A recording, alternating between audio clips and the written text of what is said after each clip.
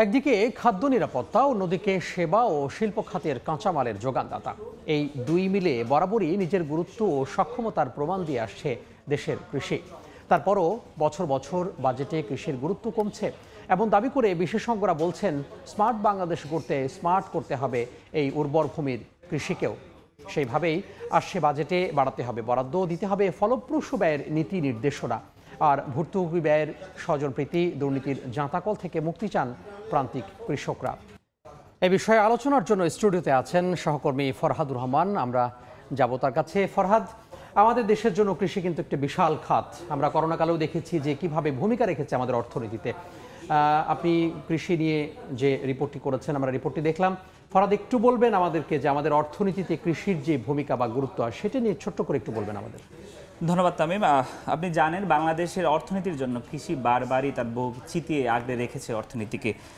মুক্তিযুদ্ধের পর থেকে এই 53 বছরে বাংলাদেশের অর্থনীতিতে যত ঘাত প্রতিঘাত এসেছে, বন্যা, খরা, জলোচ্ছ্বাস সহ সব কিছুতেই এই কৃষি কিন্তু এই অর্থনীতিকে আগলে রেখেছে। আমরা যদি কৃষির স্পেসিফিক কিছু গুরুত্বের কথা দেখি তাহলে দেখব যেটি আমাদের গত 22-23 অর্থ বছরে কৃষিতে যেটি রয়েছে অন্তত বলতে 11.38% জিডিপিতে অবদান রেখেছে আমাদের কৃষি। এছাড়াও বাংলাদেশের জনসংখ্যার 80% কিন্তু কৃষিতে নিয়োজিত।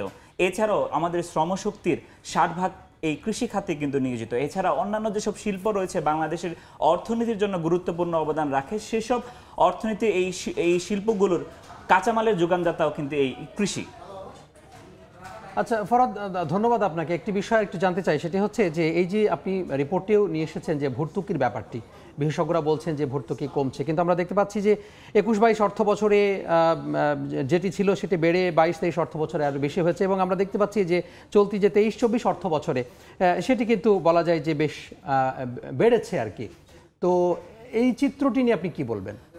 ধন্যবাদ তামিম। আসলে প্রতি বছরই বাংলাদেশের কৃষিতে ভর্তুকির পরিমাণটি বাড়ানো হয়, কিন্তু সেটি যে পরিমাণ অর্থ বছরের শুরুতে দেওয়া হয়, অর্থ বছরের শেষে এসে সেখানে ভর্তুকির পরিমাণ আরও বাড়ানো হয়। 2023-24 অর্থ বছরে কৃষিতে ভর্তুকির পরিমাণ ছিল 17,000 কোটি টাকা, যেটি অর্থ বছর শেষে এসে দাঁড়িয়েছে 25,000 কোটি টাকা। এর আগের বছরে এই ভর্তুকির পরিমাণ সবচেয়ে বেশি ছিল, যেটি দাঁড়িয়েছিল সব মিলিয়ে 26,000 কোটি টাকা। এর আগেও যেটি ছিল 9,500 কোটি টাকা, সেটি অর্থ বছর শেষে 12,000 কোটি টাকাতে দাঁড়িয়েছে। অর্থাৎ অর্থ বছরে যে বরাদ্দটুকু ভর্তুকিতে দেওয়া হয়, অর্থ বছর শেষে দেখা যায় সে বরাদ্দ আরও বাড়াতে হয়। অর্থাৎ কৃষির উন্নয়নে, কৃষির যান্ত্রিকরণে, এই কৃষির গুরুত্ব প্রান্তিক লেভেলে কৃষকদের কাছে পৌঁছে দেওয়ার জন্য, তাদের সহজ কৃষিকাজ তাদের কাছে পৌঁছে দেওয়ার জন্য এই কৃষি খাতে বরাদ্দ কিন্তু প্রতি বছরই অর্থ বছর শেষে বাড়ানো হয়। ফরহাদ, আপনার কথা অনুযায়ী যদি ধরি, যদি বেশি হচ্ছে তাহলে প্রান্তিক পর্যায়ের সুফল আসলে পৌঁছাচ্ছে না। আমরা আপনার রিপোর্টেও দেখলাম যে দুর্নীতির একটি অভিযোগ রয়েছে, বা আরও বিভিন্ন ধরনের সিন্ডিকেটের অভিযোগ রয়েছে।